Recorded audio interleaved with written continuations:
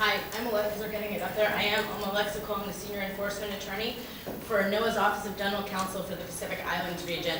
I love the title of being the Senior Enforcement Attorney, but the truth is I'm the only enforcement attorney, so it's kind of honorary. I use it a lot though, because it makes me feel better. So our Pacific Islands region is, involves obviously Hawaii, CNMI, Guam, American Samoa, as well as all of our remote territories and the broader Western and Central Pacific region. So Jeff kind of took the words out of my mouth earlier when he mentioned that having me is a luxury, and not because it's me, but having a position like mine is really a luxury. Most organizations aren't going to have it, most state agencies aren't going to have it, lots of federal agencies aren't going to have it. My counterparts in the Department of Interior, they don't have any enforcement prosecutors in the Pacific Islands region. They use solicitors that are based in Portland, Oregon. So my office is made up actually of 15 attorneys nationwide, and all we do is prosecute natural resource violations. We prosecute the statutes that NOAA administers. So you have to take my presentation with that huge grain of salt that we have a program that's been going on for 25 or 30 years. We have 15 attorneys that are devoted to doing this this is our day job. This is what we do. I have lots of other collateral duties, but this is it. I don't have to worry about murders and thefts and rapes and property taxes and things like all those different types of cases. You don't have to convince me of that. That said, I do have a wide range of issues that I'm looking at, from fisheries to international issues to marine mammals to endangered species to monuments to sanctuaries.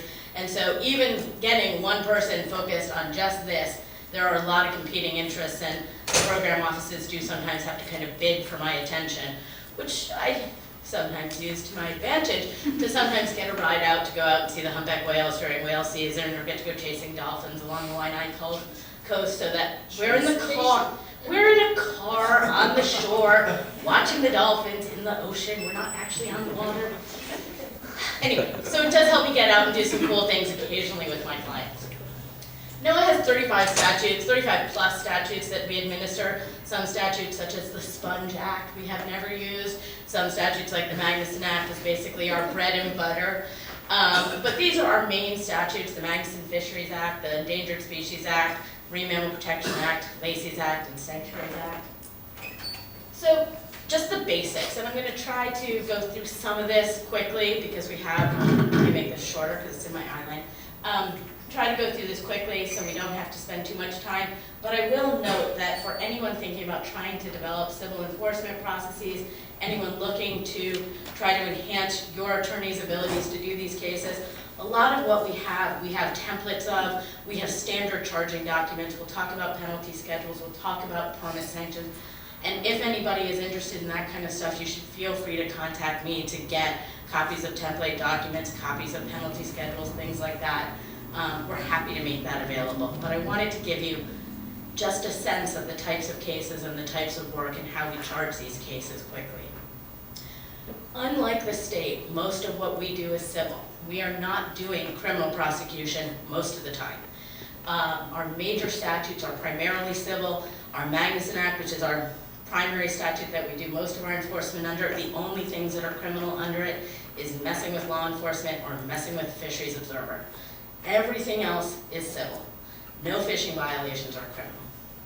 The charging documents that we tend to use are what we call a notice of violation, an assessment of civil penalty, a notice of permit sanctions. As I said, we less frequently have criminal charges, and we also will do seizure and forfeiture actions, but that's not the biggest part of what we do. For civil penalties, we have a standardized charging document that all 15 of us use for every case that's charged across the country. It has all these different pieces that are included in every notice of violation. The specific charges, count by count, the statutes and regulations that have been violated, what the penalty assessment will be, and including how we calculated it, a brief description of the rights and the responsibility of what we call the respondent, the person being charged. It gives them tells them all the options that they have for resolving this, gives them a copy of their procedural regulations that we have that govern our civil procedure cases, civil process cases, and settlement agreement. So this is just a very a sample of what charging language looks like. It's the same for every case. We just changed the various elements. I only put this up there because this is my most famous case. So the key elements of it: when, the data violation, who were the actual violators, who were you charging, where did the violation occur, that's going to be relevant sometimes to whether or not you have jurisdiction to charge a case, and then what, the actual statute violated, the general prohibition, cannot fish in a closed area, and the specific acts, fished in the closed area with their gear, with the first aid gear at this time. And you need to make sure that you're kind of balancing not providing voluminous information in your charging document, because cases sometimes continue to develop after that, but giving enough information so the violator knows what they're being charged with, what the statute is that you're saying they violated, and what they can do. So we give them the cites to the laws that were violated. Almost all US laws and regulations on the federal side can be fairly easily accessible online. If yours are not, you probably want to provide a copy of them so that they can actually see the laws that they've been charged with. The goal is later compliance. The goal is never any individual enforcement case. The goal is always going to be future compliance. So you want to make sure that they get the laws, so even if they violated it this time, they know what they can't do, and they don't do it the next time. Penalty assessment. So we specify penalties by count, and NOAA General Counsel, we actually just went through a process about a year and a half ago of revamping our entire penalty assessment process. It's available online at this website. It now is sort of a matrix. We take every type of violation under each statute. So under the Marine Mammal Protection Act, we will say all the take violations, which include, capturing or attempting to capture, harming, killing a marine mammal. We then give it a level of gravity. With statutes that have smaller penalty ranges like MMPA, 4 levels. With statutes that have larger ranges of penalties, 6 levels of gravity. So we went through this process of looking at all the different types of violations that we might have under the statute, and we said, well, do we think filing a late report is less critical than fishing in a closed area? So filing a late report might be a level 1 gravity, fishing in a closed area might be a level 5 or 6 gravity. And so we assigned everything a gravity. And there's some types of violations that you might find more than one type, but we explain why we have 2 different things for fishing in a closed area. But everything will have a specific level of gravity, not a range. You then take that and you go to what we have as a matrix. And then you compare the level of gravity next to the intent. So we have everything from unintentional, negligent, reckless, and intentional. The big thing about most of NOAA statutes, setting aside the Marine Mammal Protection Act and the Endangered Species Act, but most of NOAA statutes don't require there to be any intent for us to find a violation. They're called strict liability statutes. If you fell backwards into the closed area and never meant to be there and you fished, it's still a violation.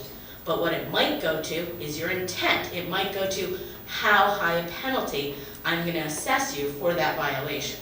But they're strict liability violations. From a prosecutor's standpoint, this is, manna from heaven.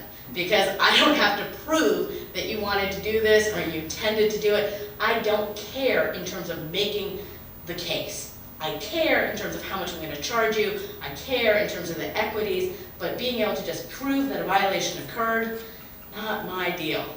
That's harder with the Marine Mammal Protection Act and the Endangered Species Act, which do require some level of intent. And those statutes, for a lot of reasons, are harder to charge under than other statutes that are strict liability. So then we have our matrix, and you look at the intent level, and it brings you down into boxes, and you pick a box, and there's a penalty range, and then we have a fairly explicit formula for how we assess a penalty.